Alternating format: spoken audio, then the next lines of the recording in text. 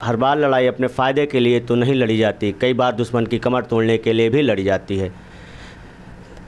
Pulwama attack के बाद भारतीय सेना द्वारा किया गया एयर स्ट्राइक से पाकिस्तान को नस्ते-ए-नाबूद कर दिया, लेकिन फिर भी हम पीओके लेने में नाकाम रहे। लेकिन खुशी इस बात की है कि हम पाकिस्तान के 2 टुकड़े करने में कामयाब रहे। इसी के संदर्भ में हम आज बात करेंगे, क्या फिर से टूटेगा पाकिस्तान।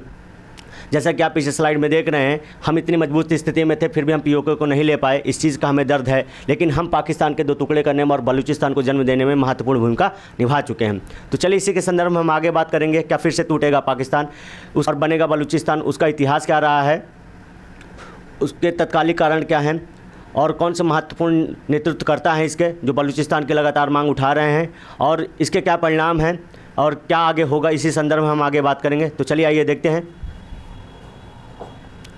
वर्तमान पाकिस्तान जैसे आप ये देख रहे हैं, वह पाकिस्तान में मूलतः 4 राज्य हैं, एक बलूचिस्तान, सिंध, पंजाब और ये खैबर पख्तूनख्वा, और ये पीओके है जो पाक ऑक्युपाइड कश्मीर का हिस्सा है इसमें। बाकी मुख्यतः 4 ही राज्य हैं। इसमें से आशा ये लगाई जाती है कि बहुत जल्द जो ये बलूचिस्तान है ये पाकिस्तान से अलग हो जाएगा। चलिए आगे देखते हैं। यहाँ पर लिखा है कि फिर से टूटेगा पाकिस्तान और बनेगा नया देश बलूचिस्तान। इसके कई रीज़न हैं, जैसा कि हम इसके ऐतिहासिक रीजन की बात करेंगे और तत्कालिक रीजन की भी बात करेंगे, और क्या थे खाना कलात, इसके बारे में भी हम बात करेंगे। तो चलिए आइए देखते हैं। पुलवामा आतंकी हमले के बाद भारत द्वारा पाकिस्तान और पाकिस्तान प्रशासित कश्मीर में 9 आतंकी ठिकानों पर हमला किया गया, जिसमें लश्कर-ए-तैयबा, जैश-ए-मोहम्मद और हिजबुल मुजाहिदीन के प्रमुख ठिकानों पर हमला किया गया। उसी के साथ BLA जो बलूचिस्तान लिबरेशन आर्मी है, उसने पाकिस्तान के कई ठिकानों पर हमले किए और उसके बाद अपनी आज़ादी की मांग कर दी पाकिस्तान से। मतलब वो इसी के साथ साथ जैसे भारत ने एयर स्ट्राइक किया तो उसी के साथ साथ BLA ने भी पाकिस्तान के कई इलाकों पे हमले किए और अपनी आज़ादी की मांग या पाकिस्तान से अलग होने की मांग मुखर कर दी। तो चलिए आगे देखते हैं। BLA न्यूज़ क्यों है? पाकिस्तान के बलूचिस्तान स्थित बोलन जिले के मंचकुंड में 7 मई, मतलब जैसे एयर स्ट्राइक के बाद की बात है या उसी के साथ ही बात कर लें, 7 मई 2025 को कोबलूच लिबरेशन आर्मी BLA के हाथ करारा झटका लगा। BLA की स्पेशल टैक्टिकल ऑपरेशन स्क्वाड के द्वारा पाकिस्तान की सेना के गश्ती वाहन पर रिमोट कंट्रोल द्वारा हमला करके उनको मार दिया गया। ठीक है, तो आगे देखेंगे। बलूचिस्तान ने किया स्वतंत्रता की घोषणा। बलूचिस्तान ने स्वतंत्रता की घोषणा कर दी है। उसने पाकिस्तान से अलग होने की बात कही और अपने नए राज्य नए देश की मांग की है। उसने UN से पीस कीपिंग फोर्स और साथ साथ UN से और भारत से उन्हें नए राज्य के रूप में क्या बोलते हैं दर्जा देने की मांग की है। और साथ साथ उसने कहा कि पाकिस्तान को कहे कि वो अपनी यहाँ से सेना हटा ले और जो BLA की या बलूचिस्तान की ज़मीन है उसे छोड़कर चले जाए, या फिर जितने भी गैर बलूच है वो बलूचिस्तान को छोड़कर चले जाएं और सारी प्रॉपर्टी और हथियार सब यहीं छोड़ जाएं। उसके बाद सबसे महत्वपूर्ण इसमें एक चीज़ है कि उन्होंने कहा कि बलूचिस्तान में जो प्रतिनिधित्व हो गया, महत्वपूर्ण जो क्या बोलते हैं पद होंगे, वो महिलाओं के या महिलाओं द्वारा ये बलूचिस्तान शासित होगा। जैसे इसमें लिखा है कि बलूचिस्तान की महिलाओं का प्रतिनिधित्व हमारे राष्ट्र के लिए प्रतिबद्धता की एक पूर्ति होगी। मतलब उन्होंने कहा कि महिला इसमें डोमिनेट करेंगी और महिला ही इसका शासन प्रशासन देखेंगे आगे। तो चलिए आगे देखते हैं। जैसे एक आप ये मैप देख रहे हैं, जैसे हमने पहले डिस्कस किया था कि 4 राज्य हैं उसमें पाकिस्तान में, सबसे महत्वपूर्ण जो 40% हिस्सा जो है ज़मीन का ये रखता है बलूचिस्तान। और ये आगे कैसे बदलेगा इसकी बात भी हम करेंगे, और ईरान को इससे क्या नुकसान होगा और ईरान को क्यों मिर्ची लगी वो भी हम डिस्कस करेंगे, और भारत को इससे बलूचिस्तान बनने से भारत को क्या फ़ायदा होगा वो भी हम देखेंगे। यह लगभग 7 या 8 मई को इनके द्वारा एक जो है मीर यार बलूच द्वारा घोषणा की गई ट्विटर पर। इन्होंने कहा कि as possible announce soon should be done as the collapse of the terror Pakistan. मतलब कहा कि पाकिस्तान में जो आतंकी पल रहे हैं, आतंकी के ठिकाने हैं, उनको बहुत जल्दी नस्ते-नाबूद कर दें और हम अलग राज्य की या अलग देश की मांग करेंगे और अलग देश बनाएंगे पाकिस्तान से। हम पाकिस्तानी नहीं हैं, हम बलोच हैं और हम पाकिस्तान से अलग होने की मांग करते हैं और घोषणा करते हैं और बहुत जल्द आज़ाद होकर हम एक नया देश का निर्माण करेंगे जिसका नाम बलूचिस्तान होगा। ये मीर यार बलोच कौन है इसके बारे में भी आगे देखेंगे। ये एक बहुत महत्वपूर्ण व्यक्ति हैं। ये जो है वर्तमान में बलूचिस्तान के रिप्रेजेंटेटिव हैं और दुनिया भर में जो बलूच की बात करते हैं, बलूचिस्तान की बात करते हैं, मीर यार बलोच के द्वारा ही किया जाता है। ये सबसे महत्वपूर्ण व्यक्ति हैं। हम आगे चल के देखें, इन्होंने बलूचिस्तान को दुनिया भर में व्यापक एक नए देश के रूप में गठित किया है, संगठित करने की मांग कर रहे हैं। ठीक है, आगे देखेंगे। ये कौन है मीर यार बलूच? हमने जैसे कहा मीर यार बलूच प्रतिनिधि, लेखक, स्वतंत्र पत्रकार, मानव संसाधन कार्यकर्ता हैं और सदस्य हैं बलूचिस्तान के। बलूचिस्तान पाकिस्तान से आज़ादी के 2 कदम दूर है। एक बार आज़ादी मिल गई तो हम पाकिस्तान ढह जाएगा और ईरान को भी यह डर है कि अगर बलूचिस्तान बना तो ईरान की कई स्ट्रैटेजिक लोकेशन जो समंदर से लगी हुई हैं वो भी चले जाएंगे। इसके साथ साथ अफगानिस्तान के कुछ हिस्से हैं जो बलूच समर्थित हैं, ये भी बलूचिस्तान का हिस्सा बनेंगे आगे। लेकिन ईरान को सबसे ज़्यादा डर इस बात का है कि चाबहार बंदरगाह यहाँ से चला जाए और अन्य कई स्ट्रैटेजिक समुद्रिक लोकेशन जो हैं वो भी इसके हाथ से चली जाएगी। तो चलिए आगे देखते हैं। बलूचिस्तान इज नॉट पाकिस्तान, जैसे हमने पहले कहा कि बलूचिस्तान पाकिस्तान नहीं है। Baloch leader declared independence from Pakistan, seek support from India and global community. मतलब इसने भारत से सबसे पहले मांग की कि हमें अलग राज्य के अलग देश के रूप में हमें मान्यता दे, और साथ साथ यूएनए से भी मांग की और दुनिया के अन्य देशों से भी मांग की इसने। उसके साथ साथ इसने 14 मई को अपनी आज़ादी की घोषणा की। जैसे हमने आपको पहले बताया कि 8 मई को 7 या 8 मई को इसने अलग देश की मांग की थी, लेकिन साथ साथ इसे 14 मई को यह आज़ादी की घोषणा कर दी कि अब हम बलूचिस्तान एक नया देश बन गया है, बनाने जा रहे हैं। ठीक है, और दुनिया के अन्य देशों, भारत के साथ साथ दुनिया के अन्य देशों से भी यह मांग की है कि हमें सपोर्ट करें। ठीक है, यह है फ्री बलूचिस्तान। जैसे आप पीछे देख रहे हैं कि क्या करें, Balochistan is a free country. ठीक है, ये जो आप मैप देख रहे हैं ये वास्तव में आपको आगे क्लियर होगा कि ईरान को इसमें से कैसे मिर्ची लगे और ईरान का कितना हिस्सा इसमें से जा रहा है, हम आगे देखेंगे। ये कह रहे न्यू नेशंस इज बॉर्न। ठीक है, मतलब पाकिस्तान से एक अलग देश, पाकिस्तान से एक राज्य अलग होकर एक नया देश का निर्माण करे जिसका नाम बलूचिस्तान होगा। ये उसी के बारे में, Republic of Balochistan independence declared. ठीक है, उसके बाद में तो आज 14 मई को ही इन्होंने अपनी आज़ादी की घोषणा कर दी थी। चलिए आगे देखते हैं। भारतीय बलोचों का समर्थन बलूचिस्तान को, मतलब जो भारत में रह रहे हैं बलोच हैं वो भी क्या बोलते हैं, भारत से आग्रह कर रहे हैं, भारत से क्या बोलते हैं, रिक्वेस्ट कर रहे हैं कि बलूचिस्तान को नए राष्ट्र के रूप में मान्यता दे या उसका सपोर्ट करे, समर्थन करे, विश्व लेवल पर भी और अपने स्तर पर भी। इन्होंने साथ साथ भारत में क्या बोलते हैं एक एम्बेसी और एक ऑफिशियल कार्यालय खोलने की भी मांग की है। तो चलिए हम आगे देखेंगे। क्या दुनिया के प्रमुख संस्थाओं से इसका मांग क्या है, आप देखेंगे जैसे कि इसने वर्ल्ड बैंक, IMF और दुनिया के अन्य संस्थाओं से मांग की है कि हमें फंड दें, बलूचिस्तान को मतलब फंड दें और हम इसको अपने राष्ट्र निर्माण में लगाएंगे। चूँकि जो इससे पहले जो फंड देता था IMF, और हाल ही में आपने देखा कि IMF ने फिर से क्या बोलते हैं IMF और वर्ल्ड बैंक लगातार पाकिस्तान को क्या बोलते हैं फंड देता रहता है, जिससे वो आतंकी संगठन को बढ़ावा देता है और आतंक को जन्म अपने यहाँ पनाह देता है। इसी के संदर्भ में बलूचिस्तान के जो नेता हैं उन्होंने मांग की कि IMF, वर्ल्ड बैंक या दुनिया के अन्य संस्थाएं हमें फंड दें, हम अपना राष्ट्र निर्माण करेंगे, अपनी शिक्षा, अपनी स्कूल, अपना इंफ्रास्ट्रक्चर सुधारेंगे। ठीक है, ना कि हम आतंकवाद को जन्म देंगे और एक नए बेहतर राष्ट्र का निर्माण करेंगे। IMF, विश्व बैंक, यूनेस्को, यूनिसेफ, विश्व स्वास्थ्य संगठन, एशियाई विकास बैंक और अंतर्राष्ट्रीय मानवीय संगठनों ने बलूचिस्तान की मदद के लिए आपातकालीन निधि की घोषणा की। बलूचिस्तान बैंक की स्थापना की और बलूचों को बलूचिस्तान राज्य के लोकतांत्रिक गणराज्य पर नियंत्रण करने में मदद करने की मांग की इन्होंने। पाकिस्तान को अंतर्राष्ट्रीय सहायता और धन करदाताओं के पैसे की बर्बादी थी, मतलब जो पाकिस्तान को धन दिया जाता था, जो भी लोन दिया जाता है, कर्ज दिया जाता था, पाकिस्तान उसका पूर्ण उपयोग जो है को समर्थन देने में ही लगाता था, वो पाकिस्तान का विकास बिल्कुल नहीं करता था। और इसका हम कारण भी देखेंगे आगे कि बलूचिस्तान की मांग क्यों उठी, इसका इतिहास भी हम जानेंगे और इसका तात्कालिक कारण भी जानेंगे। तो चलिए आगे बढ़ते हैं। यह है पाकिस्तान, प्रेजेंट पाकिस्तान की बात करें तो हमने पहले भी इसका डिस्कस कर लिया कि बलूच वाला जो हिस्सा 40% लगभग ज़मीन रखता है ये अपने पास, और ये मिनरल रिच और इसके स्ट्रैटेजिक लोकेशन सबसे अलग है, जिसमें क्या बोलते हैं ग्वादर बंदरगाह एक सबसे प्रमुख लोकेशन है जिसमें से CPEC बना रहा है चाइना, वो भी आगे हम डिस्कस करें CPEC क्या है। ये देख लेते हैं ये पाकिस्तान फ्यूचर कैसे होगा। ये इंडिपेंडेंट बलूचिस्तान है, ये इंडिपेंडेंट सिंध हो जाएगा और इंडिपेंडेंट पंजाब, मतलब ये खाली ये पाकिस्तान बचेगा, बस ये अलग हो जाएगा और ये जो POK है भारत के हिस्से में आ जाएगा। ठीक है,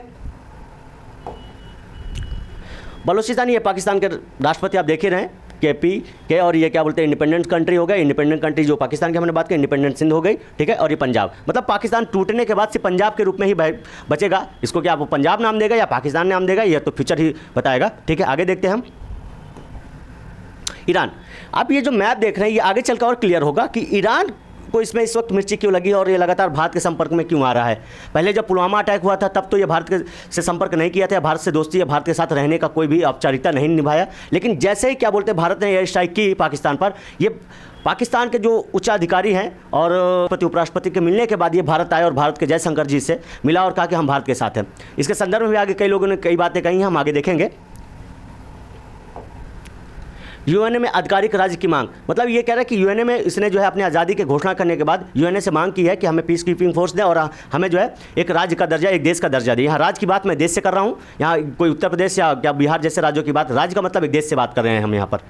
तो उसके साथ उन्हें पीस कीपिंग फोर्स की भी मांग की। ठीक है, ये कह रहे हैं कि we have claimed our independence Balochistan. ठीक है, आगे हम देखेंगे ये उन्हीं की बात का राइटरशिप यूएनए रिकॉग्निशन, मतलब ये यूएनए से रिकॉग्निशन चाहते हैं, मान्यता चाहते हैं कि हमें एक नए राष्ट्र के रूप में मान्यता दे। ठीक है, आगे बढ़ते हैं।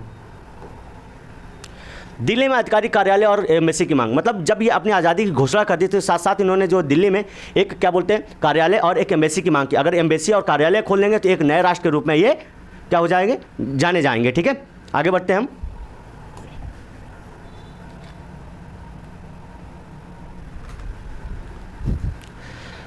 अगर भारत करता है समर्थन, यूएन में रखता है बलूच का पक्ष, तो शायद पाकिस्तान के टुकड़े हो सकते हैं और अस्तित्व में आ सकता है देश बलूचिस्तान। ठीक है, ये इन्होंने कहा इंडिया स्टैंड विथ बलूचिस्तान, मतलब भारत हमेशा से बलूचिस्तान का समर्थन करता है और बलूचिस्तान को एक राष्ट्र के रूप में जल्द ही भारत देखेगा। ठीक है, आगे बढ़ते हैं।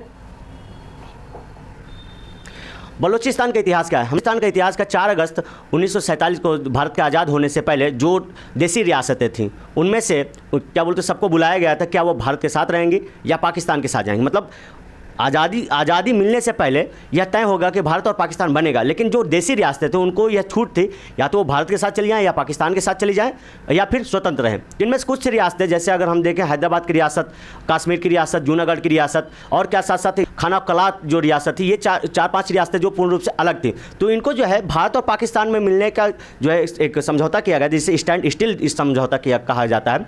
इसके द्वारा यह कहा गया कि या तो ये भारत में मिल सकती है या पाकिस्तान में चली जाए या स्वतंत्र रह सकती है। तो इनमें से जो खान ऑफ कलात थी, कलात की जो क्या बोलते रियासत थी, देसी रियासत, ये अलग रहने की मांग, मतलब इसने कहा ना हम भारत के साथ जाएंगे ना पाकिस्तान के साथ जाएंगे। तो 4 अगस्त को 1947 को समझौता हुआ, जिसमें से मोहम्मद अली जिन्ना ने इस बात को भी स्वीकार किया कि खान ऑफ कलात जो है, जो रियासत है बलूचिस्तान की, ये पूर्ण रूप से स्वतंत्र रहेगी। लेकिन पाकिस्तान 1948 में सेना के दम पर या सैन्य बल के दम पर खान ऑफ कलात को अपने पाकिस्तान में मिला लिया ज़बरदस्ती, लेकिन लोग वहाँ के जो चाहते थे, अलग राष्ट्र चाहते थे, अलग राज्य चाहते थे, क्योंकि पाकिस्तान के साथ वो नहीं, क्योंकि उनके कई रीजन उन्होंने बताया कि उनकी जो संस्कृति अलग है, उनके रहन सहन अलग हैं और ये पाकिस्तान उनकी संस्कृति को मिटाना चाहते हैं। और पंजाबी, खासकर पाकिस्तान की बात करें तो जो पंजाबी वाला हिस्सा है पाकिस्तान का, ये अपने पंजाबी कल्चर्स को उन पर थोपना चाहते हैं, जो कि यह उनके लिए अस्वीकार है और इसी बात में हम आगे डिस्कस करेंगे।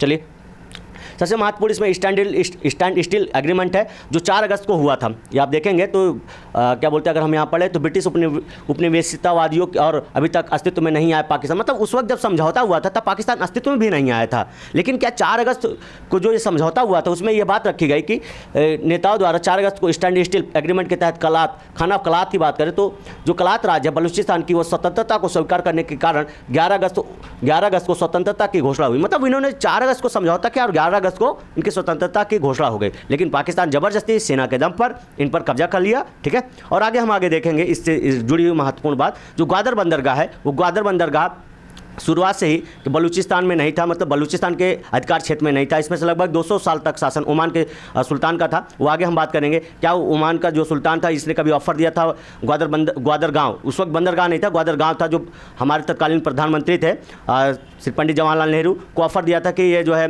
ग्वादर गाँव को खरीद ले, जो कि छोटा सा गाँव था। अगर खरीदते तो क्या होता परिणाम, और नहीं खरीदे तो उसका कई अन्य कारण भी हो सकते हैं, उसका डिस्कस करेंगे आगे। चलिए आगे बढ़ते हैं।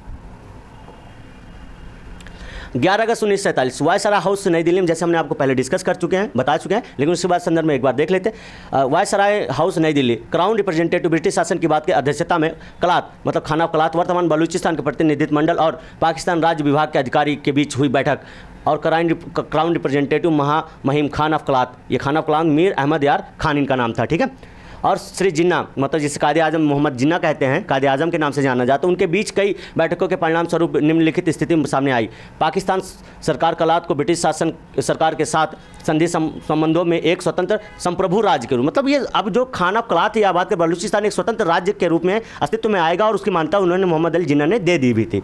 लेकिन आगे देखें, मान्यता देती है जिसकी स्थिति भारत से अलग है, और 11 अगस्त 1947 की यह बात है। आगे भी देखेंगे इसके।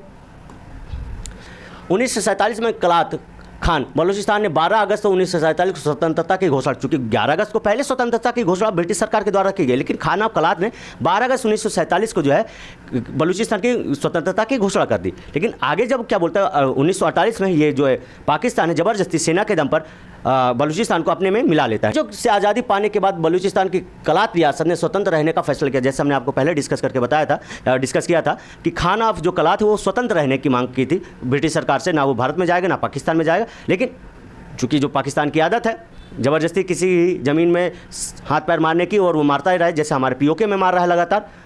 ठीक है, बलूच रिवोल्यूशन आर्मी का कहना है कि पाकिस्तान ने 1948 में ज़बरदस्ती बलूचिस्तान को सेना के दम पर अपने पाकिस्तान में शामिल कर लिया। ठीक है, आगे देखेंगे। यह है मीर अहमद खान यार, जिसे खान ऑफ कलात के नाम से जाना जाता है। ये 11 अगस्त 1947 की बात करें तो the viceroy house new Delhi की, ये जो क्या बोलते हैं ऐतिहासिक साक्ष्य है, उसके साथ साथ long live free and unite Balochistan की बात कर रहा है। ये उसी का साक्ष्य जो क्या बोलते हैं ब्रिटिश सरकार द्वारा जो उस वक्त आज़ादी के घोषणा में लिखा गया है, ये उसी का एक साक्ष्य है। क्या स्टैंड स्टिल समझौता, हमने आपको पहले बताया था कि जब देश आज़ाद हुआ तो 4 अगस्त को एक मीटिंग बैठी या ब्रिटिश सरकार द्वारा एक समझौता किया गया कि जो देसी रियासतें हैं, जैसे 4-5 प्रमुख देसी रियासतें थी, जिसमें से ये कहा गया ये तो भारत के साथ मिल जाए या तो ये पाकिस्तान के साथ चलिए। लेकिन जो कुछ रियासतें थी जो ना कि पाकिस्तान के साथ जाना चाहती थी ना या भारत के साथ रहना चाहती थी, ये स्वतंत्र रहना चाहती थी। उनमें से खान ऑफ कलात की जो रियासत थी, जिसे वर्तमान बलूचिस्तान की बात करें, ये फ्री रहना चाहती, ना पाकिस्तान के साथ जाना चाहती थी ना क्या भारत के साथ आना चाहती थी। 4 अगस्त 1947 को बलूचिस्तान, पाकिस्तान और ब्रिटिश के बीच त्रिपक्षीय समझौता हुआ, जिसे स्टैंड स्टिल समझौता कहा जाता है, ठीक है, जिसकी औपचारिक घोषणा 11 अगस्त 1947 को, और ये 12 अगस्त को अपनी स्वतंत्रता की घोषणा कर देता है। ठीक है, आगे बढ़ते हैं। आप ये देखेंगे एक मैप यहाँ लगाया गया है, ये अफगानिस्तान है, ये पाकिस्तान है और ये बलूचिस्तान। अगर आप देखें कि ईरान को मिर्ची क्यों लग रही है कि जो ये वाला लोकेशन आप देख रहे हैं, ये वाला लोकेशन लगभग ये यहाँ से यहाँ तक दिखा रहा है, ये जो ईरान का हिस्सा है ये बलूचिस्तान में चला जाए। जब बलूचिस्तान नया राज्य बनेगा, नया देश बनेगा, तो ये ईरान का जो इतना हिस्सा है ये क्या चला जाएगा, बलूचिस्तान में चला। इसलिए ईरान को वर्तमान में बहुत ज़्यादा मिर्ची लग रही है बलूचिस्तान के बनने से, और ये लगातार पाकिस्तान के सपोर्ट में आ रहा है, चाहे फ्रंट से हो चाहे बैकडोर से हो। ठीक है, यहाँ पर इसका आगे हम देखेंगे तो ये लगभग ये वाला हिस्सा जो यहाँ तक जा रहा है, ये यहाँ तक कुछ टूट रहा है। चाबहार बंदरगाह अगर बलूचिस्तान में चला जाए, इससे भी भारत को कोई नुकसान नहीं, चूँकि सुचारू रूप से चलाने का भी अधिकार भारत को ही देगा। ये हम बलूचिस्तान से उम्मीद करते हैं। चलिए आगे देखते हैं, क्यों उठी बलूचिस्तान की मांग। हम इसका ऐतिहासिक कारण भी जानेंगे और तात्कालिक कारण भी जानेंगे। 1947 में जब बलूचिस्तान अलग हुआ था, मतलब बलूचिस्तान अलग होने की ये बात है कि जो स्टैंड स्टिल समझौता के तहत भारत और पाकिस्तान दो देश बने, उसके साथ साथ बलूचिस्तान जो देसी रियासतें थे, हम यहाँ पर बलूचिस्तान की ही बात करें क्योंकि देसी रियासत थी वो खान ऑफ कलात के नाम से, इसने अलग रहने की मांग की। लेकिन क्या हुआ क्या कि सैन्य ताकतों के दम पर पाकिस्तान, चूँकि उस वक्त पाकिस्तान के पास ज़्यादा पावर थी, उसने सैन्य ताकतों के दम पर बलूचिस्तान को अपने हिस्से में मिला लिया ज़बरदस्ती, क्योंकि वो लोग अलग संस्कृति के थे, अलग भाषा बोलते थे, उनका कल्चर अलग था, वो पाकिस्तान के साथ नहीं रहना चाहते थे, वो अलग रहना चाहते थे। इसके संदर्भ में हम आगे देखेंगे। अंग्रेजों की आज़ादी के बाद देसी रियासतों को उसने अपने भविष्य का फैसला करने की इजाज़त दी। उसके पास 3 विकल्प थे, या तो पहला तो भारत में चला जाए, दूसरा पाकिस्तान में शामिल हो जाए और तीसरा स्वतंत्र रहे। जैसे आप ये देख रहे हैं, तीसरा स्वतंत्र है। और खान ऑफ कलात की बात करें तो खान ऑफ कलात या बलूचिस्तान की जो रियासत थी, देसी रियासत, वो स्वतंत्र रहने की मांग कर रही थी। बलूचों का दावा है कि पाकिस्तान से अलग है उनकी सभ्यता संस्कृति, मतलब वो दावा करते हैं कि उनकी संस्कृति और सभ्यता जो है, सभ्यता और संस्कृति उनकी अलग है। बलूचिस्तान की संस्कृति पाकिस्तान से पूरे अलग है। वो पाकिस्तान जो पंजाब डोमिनेटिंग कल्चर्स को अपनाना नहीं चाहिए, उन पर ज़बरदस्ती थोपा जा रहा है। इसी कारण वो ऐतिहासिक मतलब शुरुआत से लेकर इस चीज़ का विरोध कर रहे हैं कि हम पाकिस्तान का हिस्सा नहीं है, हमारी संस्कृति सभ्यता दोनों अलग है पाकिस्तान से। ठीक है, आगे जानेंगे। ये लोग खुद को ईरानी मूल का बताते हैं। क्या बलूचिस्तान में पश्तून जाति के लोग भी रह रहे हैं, ठीक है, पश्तून हो गए। इसकी बात कर लेते हैं। पश्तो, ये लोग क्या कौन सी भाषा बोलते हैं, पश्तो भाषा बोलते हैं। ये लोग पश्तो भाषा की बात करते हैं, पश्तो भाषा का उपयोग करते हैं। ये लोग क्वेटा और उसके आसपास, मतलब क्वेटा जो वर्तमान पाकिस्तान के साथ हिस्सा है, उस वहाँ पर रहते हैं, तो क्वेटा के आसपास रहते हैं और बलूचिस्तान का एक हिस्सा है। ठीक है, इनकी भाषा अलग है, इनकी जाति अलग है, इनके कल्चर्स अलग है, जो पूरी तरीके से पाकिस्तान से एकदम डिफरेंट है। ठीक है, आगे बात करेंगे। तत्कालिक कारण क्या है, जैसे आप मैंने बताया कि मीर यार बलोच जो बलूचिस्तान के रिप्रेजेंटेटिव हैं, उनके हैंडल से हम बहुत सारी जानकारियाँ ली हैं। ये मीर यार बलोच ये वो हैं जिन्होंने न्यूक्लियर टेस्टिंग, मतलब रेडिएशन के द्वारा जो न्यूक्लियर क्या बोलते हैं टेस्ट किया था पाकिस्तान 1998 में। ये उसका परिणाम कुछ बता रहे हैं कि क्या परिणाम हुआ बलूचिस्तान में, और उसका रेडिएशन का इम्पैक्ट है या अफेक्ट का है, बहुत ज़्यादा ही है। इसने कहा nuclear radiation still exist and Baloch are suffering, मतलब ये कह रहे कि पाकिस्तान ने जो न्यूक्लियर टेस्ट किया था उससे पूरा पाकिस्तान सफ़र नहीं कर रहा है, खाली बलूचिस्तान ही सफ़र कर रहा है, और जिस कारण से हम इसका विरोध कर रहे हैं, हम अलग राज्य की मांग कर रहे हैं। मैं पहले भी बता चुका और अभी बता रहा हूं, राज्य का मतलब यहाँ पर देश है। ठीक है, और इसके साथ साथ इन्होंने जो 25 मई 2025 को फिर से ही जो न्यूक्लियर टेस्ट करेगा उसका ये विरोध करेंगे, हम आगे भी देखेंगे। ठीक है, दूसरे पॉइंट की हम बात करें, बलूचिस्तान में खनिज संपदा। बलूचिस्तान में खनिज संपदा होने के बावजूद भी बलूचिस्तान विकास से कोसों दूर है। यहाँ ना ही तो स्कूली शिक्षा है, ना ही पानी की व्यवस्था है, ना ही इंफ्रास्ट्रक्चर है, ना ही हॉस्पिटल्स हैं। ठीक है, लेकिन यहाँ खनिज संपदा इतना होने के बाद लगातार पाकिस्तान और चाइना मिलकर इसका दोहन कर रहे हैं। साथ ही साथ पाकिस्तान ने चाइना को यहाँ पर ग्वादर बंदरगाह का एक अधिकार दे दिया है उसके उपयोग का, चूँकि वहाँ पर बहुल जनसंख्या में बलोच रहते हैं, फिर भी वहाँ पर समुद्र के एरिया में मछली मारने का एक अधिकार सिर्फ चाइना को है। मतलब चाइनीज़ ही मछली मार सकते, बलोच लोग वहाँ पर समुद्र पर मछली मारने का इनका अधिकार नहीं है, जिस कारण से लगातार इनका विरोध करते आ रहे हैं। इतना खनिज संपदा होने के बावजूद भी बलूचिस्तान का विकास आज तक नहीं हो पाया सही ढंग से। ठीक है, आगे देखेंगे। प्रमुख मुद्दे में उच्च गरीबी दर, सुरक्षित पानी, ठीक है, बिजली जैसी बुनियादी सुविधाओं तक सीमित पहुंच और अपर्याप्त शिक्षा का बुनियादी ढांचा शामिल है। मतलब इसमें ना ही तो शिक्षा की पहुंच है, ना ही पानी की व्यवस्था है, ना ही सड़कें हैं, ना ही अच्छे स्कूल हैं, ना ही अच्छे अस्पतालें हैं, ठीक है। सीपीईसी की बात कर लेते हैं। सीपीईसी और बलूचिस्तान के समुद्रिक मत्स्य क्षेत्र का नियंत्रण और एकाधिकार चीन को दे दिया गया। मतलब ये लोग करें तो क्या करें, इनके पास संसाधन, इनके पास सारी चीज़ें, लेकिन इनका विकास से कोई नाता नहीं, कोसों दूर है ये अपने विकास से। ये आदिम जिंदगी जैसे जी रहे हैं, भेड़ बकरियां चरा रहे हैं। इनके पास दुनिया के सबसे एडवांस तरीके के यहाँ के जो एडवांस टेक्नोलॉजी में यूज़ होने वाले मिनरल्स हैं और खनिज उत्पाद हैं ये अवेलेबल, लेकिन फिर भी इनका विकास या टेक्नोलॉजी से कोई दूर दूर तक का नाता नहीं है।